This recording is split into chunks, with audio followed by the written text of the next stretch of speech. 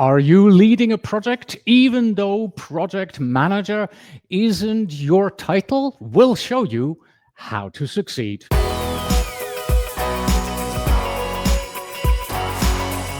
Hello and welcome back to the Project Management Podcast at pm-podcast.com. I'm Cornelius Fichtner. You are listening to episode 525, and thank you so much for stopping by today. Now then, this video, as always, is available on pm-podcast.com/525 or /YouTube. And when you're on YouTube, remember to like and subscribe. Organizational trends, they show a growing reliance on the unofficial project managers. That's people leading initiatives without a formal project manager title. These heroes, they often keep projects on track and teams aligned, all without traditional authority. Joining us to discuss the real-world implications of this trend is Kory Kogon, who has over 25 years of experience helping individuals from the front line to executive teams excel at project leadership. And she also co-authored the book Project Management for the Unofficial Project Manager. And you see the title page here on the right-hand side. Let's bring her in. Welcome to the program. Kory, thank you for joining us today. Thanks for having me, Cornelius. It's a pleasure to be here today. Wonderful. Glad to have you. Glad to have you. Before we get going, as always, also, we are live. Facebook, YouTube, LinkedIn, X. So if you are joining us there and you have a burning question about the unofficial project manager, put it into the chat. Let us know. We'll bring it up and answer your question right here live on the program. And we obviously have to start right here, because we hear the term unofficial, sometimes accidental project manager all the time. But what exactly does it mean, and why is it relevant today? Kory, please enlighten us. Well, it's so interesting. I like to call myself a scarred unofficial project manager because, when you think about many of the people in the workforce being what we call knowledge workers. So over the years, like most of the workforce today is paid to think, to innovate, to create, to execute. Unlike way back in the industrial age when it was just the assembly line and people were paid to not think. It was just do a very specific task and that was your job. And that's evolved over time where we are knowledge workers paid to think, to innovate, to create and execute.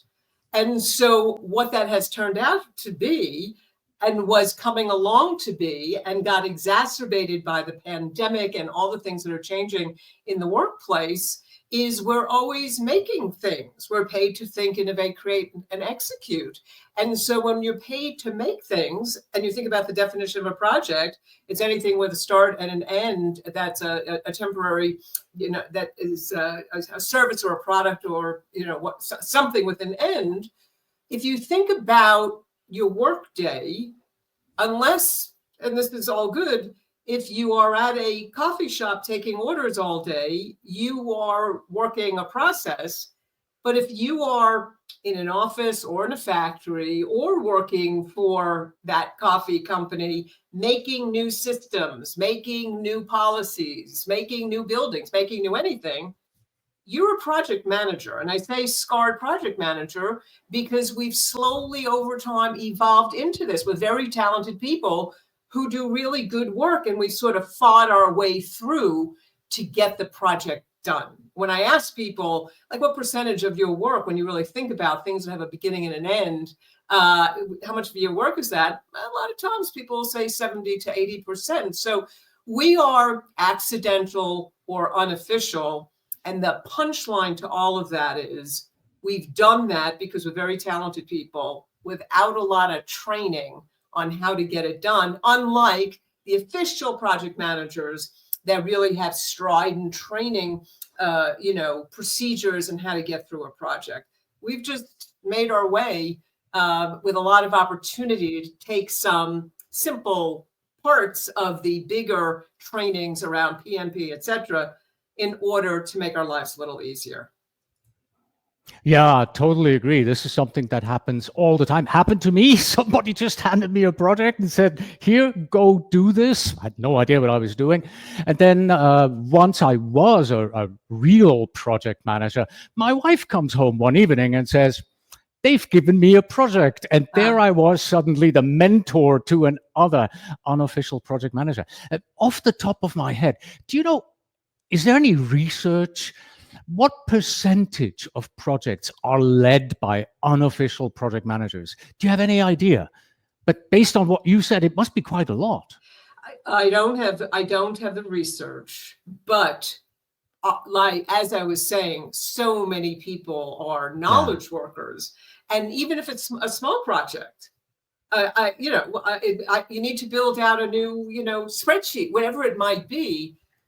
I say and based on the unofficial research of speaking about this around the world and getting anecdotal evidence and data, most knowledge workers are doing projects. So I think the percentage is incredibly high out there of how much this is going on without the some training to go along with it. Yeah, and the project could be as simple as, we have this process in our department, we need to change it to something better. Here, you do that. That's right. You've just been handed a project, right? And if you think about coming through the pandemic, how everything had to change, there were official things happening, but everybody had to move fast and really think up new things. And everybody was galvanized to rethink processes and, how do we communicate and how do we do all of these things? So it just has exacerbated with this whole change, remote, hybrid, all of that, back to the office. Systems are changing again based on what's happened. So it's an enormous opportunity out there. And Cornelius, I'm sure you know this. I think that some of the statistics show that I think by 2027, something like there'll be like 87 million project managers out there, unofficial or official, because actually it's sort of becoming cool to be a project manager because everything is projects. Yeah, and they should all be listening to our conversation here. Now, before we move on, let me preface what's coming for our audience here. While the book that Kory has written, the Project Management for the Unofficial Project Manager, is packed with tactical information that any unofficial project manager will appreciate on how to manage a project, I have chosen deliberately to go into the more human side of things, the day-to-day challenges that you and I are faced with when we are requested to lead a project without having the title and without having any authority at all over the people who are joining this particular project. And I figured that since we have Kory here on the program, it's a great opportunity to explore the fact that it's really often not the project management tools and techniques and methodologies, but the interpersonal dynamics between the team members that derail a project. So that's where we are headed, and we are going to start with this here, 65% fail rate. Kory, research shows 65% of projects, they fail each year. How does the unofficial aspect of this compound or solve that problem? For example, if you don't have a PM title, does that free you up to kind of find another creative solution? Or maybe does that mean, oh, you're not leading the project correctly? What do you find? This is one of my favorite questions because it's where people, again, whether individual, small business, big business, doesn't matter. It's my favorite question because, and really from the unofficial project manager point of view, mainly, although I can connect it to officials as well, but not as much. And you'll see why.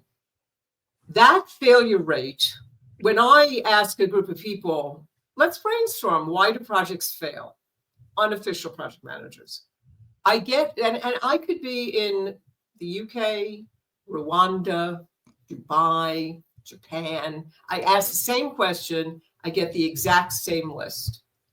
Now, unclear goals, lack of communication, unclear roles. Lack of is the favorite words people use. Lack of communication, lack of goals, scope creep, our famous scope creep. I'll get this list that is the same everywhere. And why? Because there's no training. This is what I said, there's no training around it. People are just barreling through trying to get things done, cope with everybody, every stakeholder has their own idea about things, etc. And so that list that I was sharing with you has become status quo to doing a project. Like we've come to just expect, hey, we're going into this project, we're not going to have clear goals, we're not going to communicate, there's going to be unclear roles. It's just a given, and we're pushing through. So with that in mind, that is creating a very constant failure rate because it's the status quo of the knowledge worker world. We just assume that's going to happen until you do something different. Now, there's always going to be a failure rate. This is not kumbaya either. But when people start to realize, wait a minute, we can combat that, we can overcome some of those things, we've just gotten used to the failure list as part of the process for doing a project. So when we become aware of it, it's when things start to change. You said you have to do things differently. Let me jump right on to that one there. What do I do differently? I'm an unofficial project manager. I have your list. What do I do differently now? Well, there's a few things. Number one is to be aware of what I just said, right? That to get in touch with, and so much of our work is around self-awareness, but to get in touch with what I just said. Am I somebody as a project manager or even as a member of a project team who is just going into it unconsciously assuming, oh, because we have unclear goals, we're not going to be able to, doing all those kinds of things. So the first thing we need to do is get conscious of, doesn't have to be this way. Like if we get clear on goals, if we create communication systems, if we figure out exactly what our roles are, if we figure out what risks are coming, all of those things. And I'm not speaking to you in language, in PMI language. I'm talking to you in human terms and logic of my life would be easier. This would work faster if we got clear on goals, if I was able to talk to stakeholders, etc. So you start with that. And then you need to, for us, we say that you start with really thinking through or understanding that in doing a project, there's three components to it, which is, am I providing value for the end user? Do I have a process that takes in what we were just talking about? And am I in it? Do I know how to lead people in order to be able to accomplish the process in a way where everybody wins? So that's a mouthful, Lovely. But like I said, start with awareness. Right? That's a big jump. Have the awareness and then do something about it. Don't just go, yeah, well, that's what it is. Right. From the 65%, we are moving on to people over process, because your book emphasizes the human side, in particular in chapter 5 about engaging the team, but also stakeholder engagement, building trust, leading without authority. Can you please talk about why emotional maturity and personal relationships sometimes matter a lot more than project plans and Gantt charts? Yeah, and the word sometimes, it's closer to the all the time, but I'll give you some grace on that. I'll tell you, a number of years ago when we did a previous update to this work, because we update constantly, I was sitting in the back of a room watching a beta test this was in workshop form. And afterwards, somebody came up to me and said, boy, this was really, really so good. But how do you get the people to want to do it?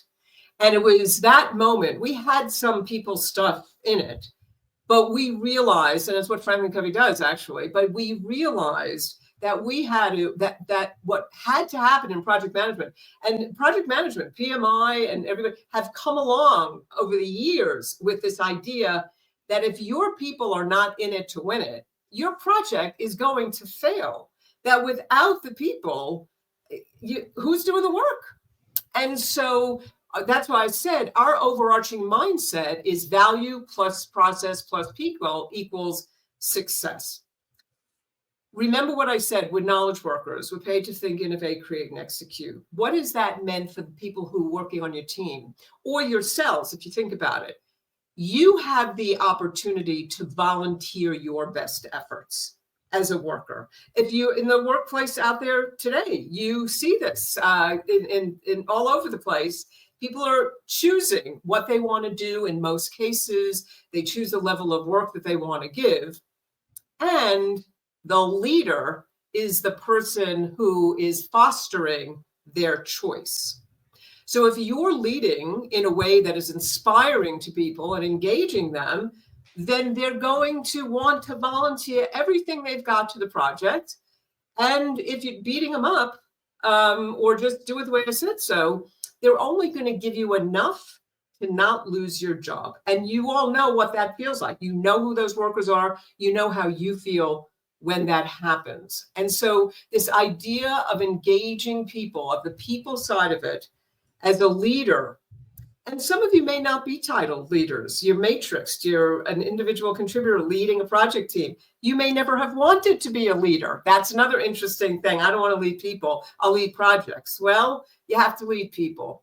And so there are a few things that Cornelius, you had sort of mentioned that we say in the book, and we're not going to do a whole leadership development course, but there's a few things as leaders that we can do to create what's called informal authority.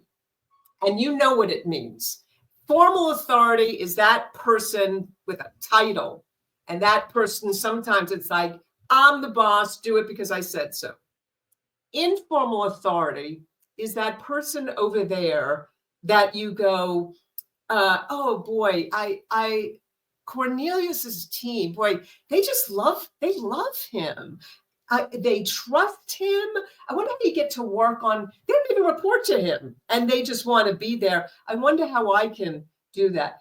That's informal leadership. It's the emotional intelligence, how you are behaving, what your mindset is, how you're behaving in a way that's inviting people to want to play on your team and want to win. It is an essential part of project management. And I can go on, Cornelius, I can go on for days. I'm sure you can too, about companies that I've been in where when I say, so what do you do when somebody's, well, you just fire them. And so we know that doesn't work. Anyway, so that's a little bit about the power of the people in projects. Wonderful. Thank you so much for using me as a positive example. No, I'm used to people using me as a negative example here. Did I understand you correctly? The content of the book is also available as a workshop, or did I misinterpret what you just said? Yes. So the book, yes, we updated both actually. So it's a Franklin Covey workshop of the same name. And a lot of times people either will come to the workshop and then buy the book to have as a supplement, or they read the book and then come to the session to continue their learning. All right, so what I will definitely do is I will get the link to the workshop from you.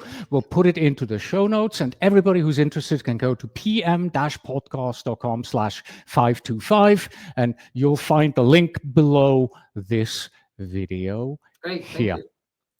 We were talking about people over processes, and you have mentioned this twice already. Chapter 2 of your book starts with the following statements.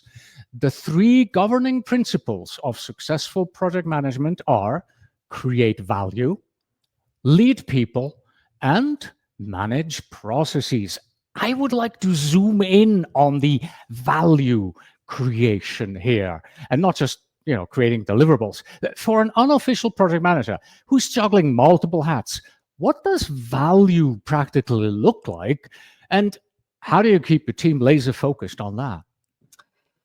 Well, and again, I know later we'll talk a little bit about agile and waterfall, et cetera, but and that PMI over the years, the idea about value, the Project Management Institute has been a big discussion going back to the manifesto and all of that. For unofficial project managers, bottom line, let's speak in English here.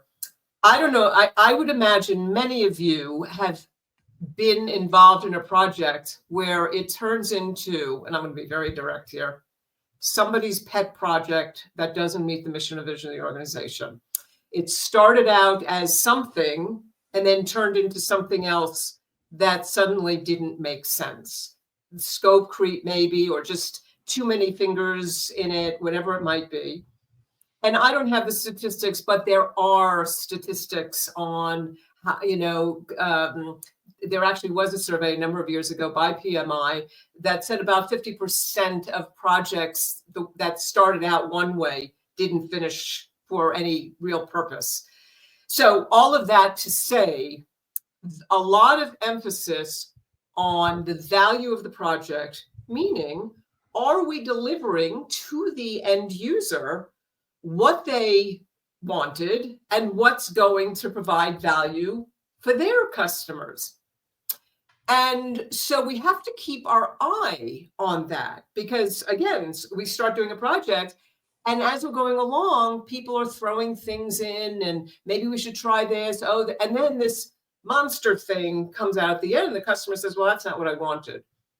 And so this idea of value for any project manager, particularly unofficial, where we might not have the same kind of guardrails, is really to scope the project well to the end in mind. Another famous Franklin Covey saying, to the end in mind. What exactly do we want this project to be? And how do we know what success looks like? Just those two questions alone, what do we want success to look like? And how will we know how we're going to get there? So get as measurable as you can in setting up the outcomes so that you can always revisit this in your check-in meetings, etc. Are we still on track for achieving that value, or are we slipping? Did we scope it the right way and put in and make sure we covered exclusions? Let's make sure what's not in the project, etc., so that we make sure that there's value along the way. Doing feedback loops along the way to do check-in with key stakeholders, etc., is really key. So value in the unofficial project management world is key to make sure that by time you deliver the project, you deliver it as the customer wants, because here's the punch in the nose. If you don't think about value and you just go along and make something just that you make and you think is right, when you deliver, that's when the trouble begins. Because then they're going to come back and the cost of rework and all of that is a whole nother show to do. So I'll stop there, Cornelius, on value, because it'll come up again in another question. Yes, and this is very good, because it takes me back to what we talked about earlier, awareness. Just be aware of the fact that you are supposed to deliver value and not just deliverables. Because now this takes me back quite a long time to my first project. I was a junior software developer back at the time, and my boss came to me and said, go to Mr. X. He wants something. That was literally, those were his words. He wants something. No further explanation. 18 months later, I was done, right? It was a solo project, me and him working on this. And I didn't know it at the time, but it was very agile because it was constant refinement, me giving him what he had asked for. He's going, no. But 18 months later, did I deliver value? I can't tell you, because we really never defined the value up front and what it is that he really is looking for and the problem that he is trying to solve. And I think that's probably typical, isn't it? It's very, very typical. Again, there are, statistics out there, and, and again, a lot of people in organizations, I've heard this over and over, are afraid to ask those good questions because they feel like key stakeholders will feel they're not smart or they're stupid, or why should you be asking me? And I'll tell you, as an executive myself, that's not true. When you come with the right question around this, if somebody came to me and said, hey, Kory, we're doing this project on, can I talk to you? I'm like, no, I don't have time. But if you came to me and said, listen, we're doing this project, the CEO wants to do it in order to increase engagement of our population by 10%, and she wanted to make sure that we had your input on how you see success, I'm like, okay, I'll make time for you. So it's how you ask these questions in a very quantitative, measurable kind of way, without fear, with a sense of confidence, to really figure it out. Because again, I've seen too many project managers and teams just sort of guess and go, and a little bit of fear that the key stakeholders are not going to be cooperative, and you got to give them a chance. They will be, with the right questions and this idea of value. Yeah. So if there is lack of communication on the project, maybe it starts with you, that you are not using the right phrases, the right words, that you're not framing it in the way that the people you want communication from really feel like, oh yeah, this is important. I want to participate in this here. We're moving on from creating value to agile versus waterfall, because you mentioned this earlier. There is the debate about agile versus waterfall. Why should an unofficial project manager care about the difference? And if you have to, do you blend them?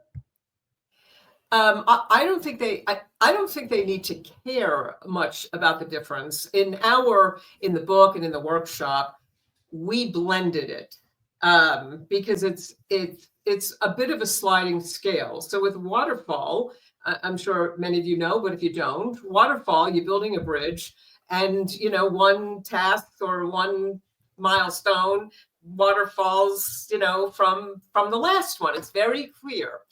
With agile came about because of software development and what we were just talking about with value. And agile, we do some code, let's check in with the customer, see how it's going. Okay, we can change on the fly, and then we'll do a 2-week sprint, and then we'll come back, we'll check, and then we'll make adjustments. So, but we're not all doing software. So that's where agile came from, that you were able to, particularly in the software world, you're able to make changes like that on the fly after a couple of weeks of work, so that by time you delivered the project, you had squeezed out everything that might be a pushback, or like, wait a minute, I didn't ask for that. All of that is done. So you got the bridge and you got software. In between all of that, remember what I said, and all of that was done. Agile came about in the name of providing value. That was the big conversation. How do we do a better job of that? If I'm building, so I build a lot of, leadership courses and things like that. I'm going to scope a project the way I would scope any project. And I'm going to have I'm going to use Gantt chart, or my project managers will use a Gantt chart on it.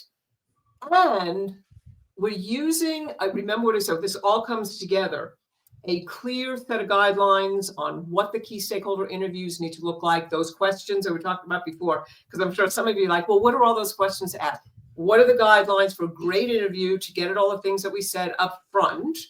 From there, we add in feedback loops, because we want to make sure we're checking in on value. So it's not quite a sprint, but we're stopping, getting feedback, making sure we're there, moving on, tracking changes, not being crazed or thinking, oh, the scope is the scope and it's never going to change, because that was very waterfall. It's the scope, and there's exclusions. We know what it is. We're clear on outcomes. We're clear on success measures.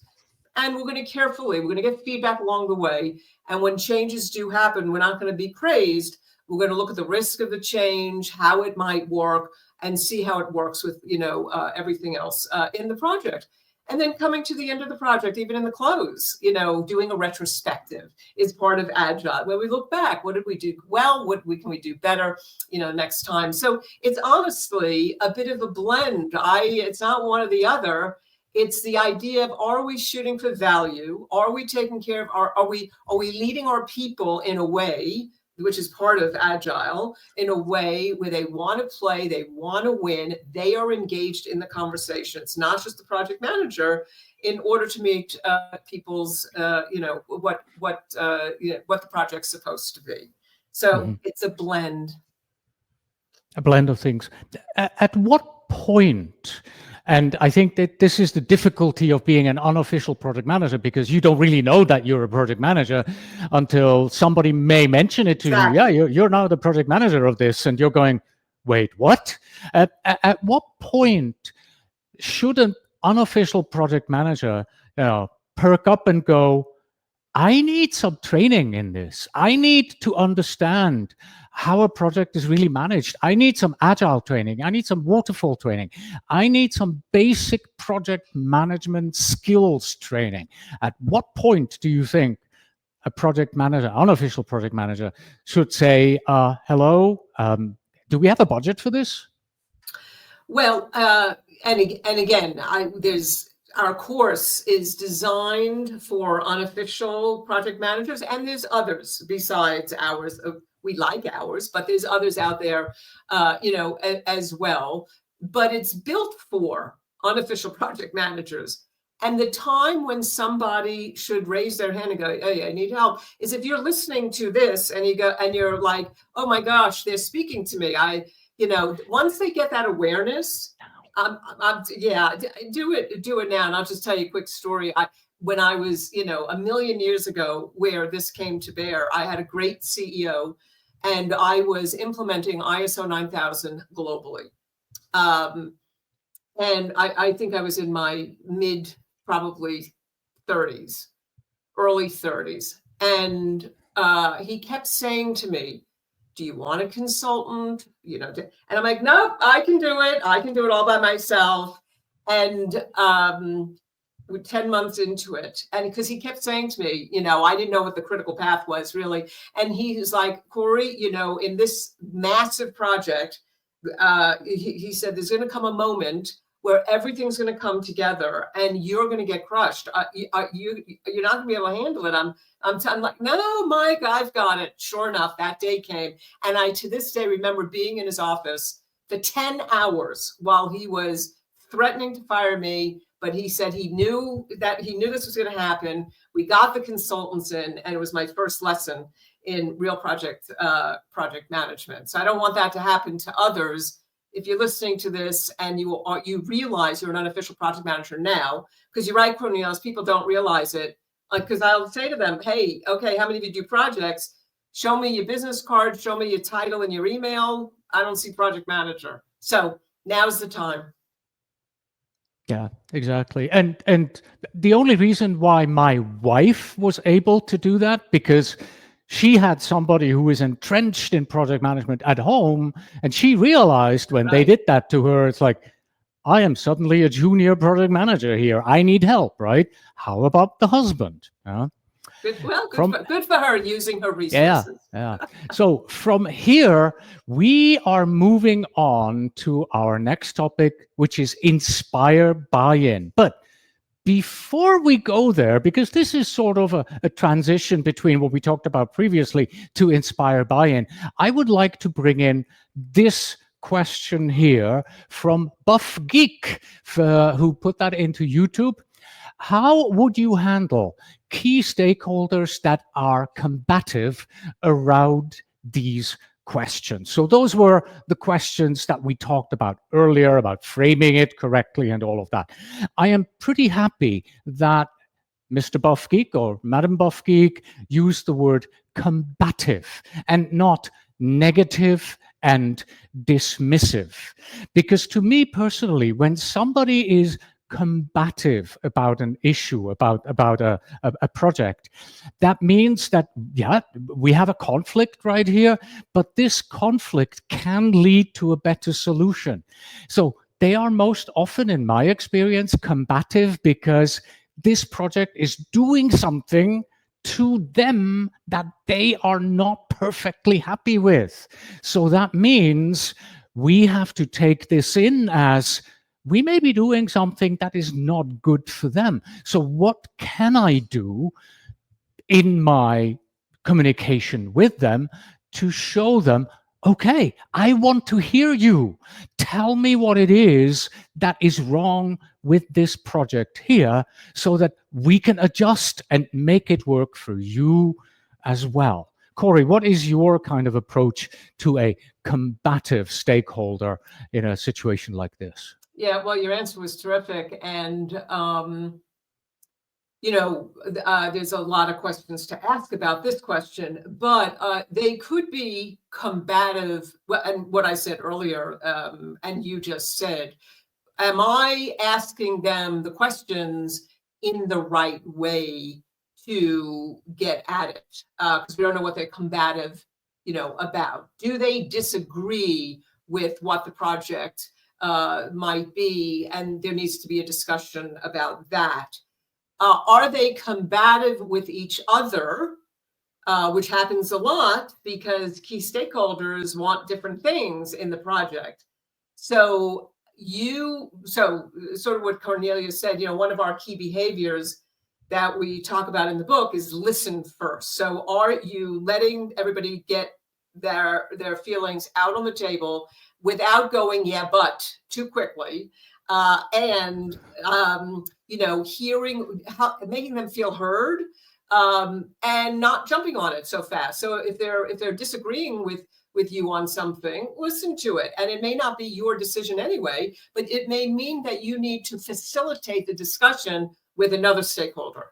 And that's very common when you have two key stakeholders that have different opinions about some part of the scope. You need to facilitate the discussion. Let's get together and talk about this so we come up with, one direction that we're going in. So you need to be brave. You need to listen a lot, show empathy for what they're trying to say, hold back on the yeah, but, and figure out what can I do that's in my control to help figure this out and get the key stakeholders on board. All right, thank you very much. That means we are moving on to inspiring buy-in. That's our next conversation here, because when you're an unofficial project manager, it means that you are doing the managing this project in addition to your day job. And it's the same for the people on your project as well. And they see this as extra work, things that they just have to do on top of everything else that they're already there. That means they're probably not motivated to really, go at this. What are some simple human-centric ways, Kory, that you can recommend how I, as an unofficial project, can inspire buy-in from the team members who may not be all too motivated? And the project manager may not be too motivated. Right, that's true too, yes. So to your point, it's what I said before. If your team is not even slightly motivated to do this, you're not going to have a project. And I also want to comment that they probably don't just have one project. They probably have 7 projects that they're working on to exacerbate, all of this. That's why I'll go back to what I said earlier. Under all the pressure that we're under, the world, and the work and everything that's pressing down on us, in the midst of all of this, in your universe who those shining light leaders are out there that you're going, oh, I wish I could work. I said it. I'll do it again, Cornelius. For you. I wish I could work for Cornelius. I wish I could work on his project because they love him. There's something magical. Maybe he's a born leader. There's no such thing as a born leader. We're all born. It's you build these skills. So there's a few, it's what I said before. A lot of managers don't want to be in leadership to motivate people. But if you're running a project, that's what it takes. Out of all the leadership stuff we have, because we're a giant leadership development company, all the stuff, I could name a million things you could do. We boiled it down in the book and our course to 5 behaviors, really, that's out of our work called the speed of trust. 5 behaviors: demonstrate respect, listen first, clarify expectations, extend trust, and practice accountability. If you just remember self-awareness, and if you just get that right, then people will start to see you the way I described Cornelius. And not 100%, you're going to have, it's like a relationship at home. There's good days and there's bad days. But for the most part, when you're doing this, and you might say, well, this sounds easy. Demonstrate respect, listen first. I know they taught me that. Yeah? Try doing it under pressure. I'm from New York. I don't know if we have a lot of New Yorkers. You probably can tell. I live in Tucson, Arizona. I'm born and raised New York. I come from a very reactive family, and I'm operational. Let's get it done. I'm an introvert, by the way. So I'm like, I just want to get this thing done. Just do it, kind of thing. And under pressure, I'm like, why are you asking me all these questions? You can tell that is not helpful to inviting people to volunteer their best efforts. So demonstrating respect, especially under pressure, listening first instead of, we don't have time for this. Why do you need to know? You gotta, whether it's key stakeholder or your team, but when team members feel listened to, gosh, Kory, I got 17 other things to do today. Can you help me figure out how to get this task done? I'm not going to do your job for you, but I'm going to help them. I'm going to stop. Boy, you seem crazed. Let's see how we can figure this out, right? Clarify expectations. We know you need to clarify expectations on the project, but you know what kills me is when I hear a project manager, when somebody comes to the project manager and says, why am I doing this task? I don't see how it fits. And I go, you know what? Just do the task, just do your job. And you've put them into a box, a punch in, punch out job. Whereas, you know what? Let me show you how the task fits into the big project. Because without this thing done, we're going nowheresville. And we've just turned their job into a contribution. Like, oh my goodness, even with this little task, I mean something to the company. You can feel right now, even as I'm saying it, because I can feel it whenever I do it, it brings people up and they feel seen and they have a purpose. And then finally, extending trust. A project manager can't do everything, but a lot of them will try because they don't trust their team. And then the team looks at the manager and is like, well, what do you even have me here for? Because you don't trust me anyway. So you need to extend trust, really lay out the project the right way, build in the responsibilities and the roles in there, and let people do their job. Don't abandon them, but don't micromanage them either. And then finally, practice accountability. If Cornelius showed up to the meeting 3 days in a row late, and the team did not see Cornelius, now I'm going to put you in a bad spot, but he showed up 3 days late, and the team doesn't see me do something about it, then tomorrow, Sally is like, nothing happens when you're late. I'm going to go to my kid's soccer game and be late. So when you break a standard, you don't have any. And so the leader needs to practice accountability. And even though we want people inspired and, volunteering. And part of that is tough love. I got to hold my team accountable as well in a very respectful way. So that's a mouthful, but those few things, once we become self-aware, you will find that people will go, I have a million things to do, but boy, I got Cornelius for the project. I'm going to make sure I get his stuff done. That's it. Thank you again for the positive usage of my persona. Even though you were late. We are going from inspiring buy-in to take away. Yes, those of you who have participated in previous episodes are going to go, wait, there's an S missing. Isn't it takeaways? Yeah, at this point, I normally do ask my guests for 2 to 3 takeaways, but today we're going minimalistic. So, Kory, if you had to give one piece of parting advice to the unofficial project manager so that they're ready to dive in tomorrow, what's it going to be? I think I'm gonna sound like a broken record, but it's what you said before. Find a rock to sit on for a minute, and if you need to, and get in touch with your unofficial projectness, managerness, and become there, and do sort of an analysis of this. Brainstorm what have the failures been, and start to really understand the opportunity that you have to make your life easier. And I'm going to add a second, piece of this as well, is think about, diagnose yourself on how you've worked with people around you, and maybe find one or two things that maybe you can switch up just a little bit to get a better response from them. Because they're not bad people, and you're not a bad person either. We're just unconsciously behaving our way through life until we get conscious and we say, oh, I realize, Mary asked me a question about her task and I answered in a bad way. Let me go fix that. And you'll see just a few of those, and people go, wow, what happened to her? And it'll help. So that self-awareness, couple of attempts at where the gaps are, is a great start, and I think the takeaway.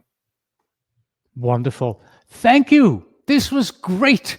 I hope all the unofficial project managers out there feel a little more loved than they probably are after this conversation. Well, thanks for having me, Cornelius. Wonderful. Thank you, everybody, for participating. As always, please visit pm-podcast.com/525 for show notes, transcripts, and our email address is info@pm-podcast.com. And when you go to the website, you'll also find a link to the book and also a link to the workshop that we discussed during this conversation here. And since we're talking about the book, let me remind you that the title of the book is called Project Management for the Unofficial Project Manager. It is the updated and revised edition, written by Kory Kogon and Suzette Blakemore. It is published by Ben Bella Books, and it is 224 pages thick. And finally, we have 2 memes for you. And yes, these only make sense when you watch the video. So if you're getting this in audio only, please go watch the video for this. So the first meme that I have for you, this one here, the distracted boyfriend come unofficial project manager who is getting distracted from his regular job by the shiny new project. And then the second one is the success kid who started with no title, but delivered the project anyway. Thank you, everybody, for being here. Until next time.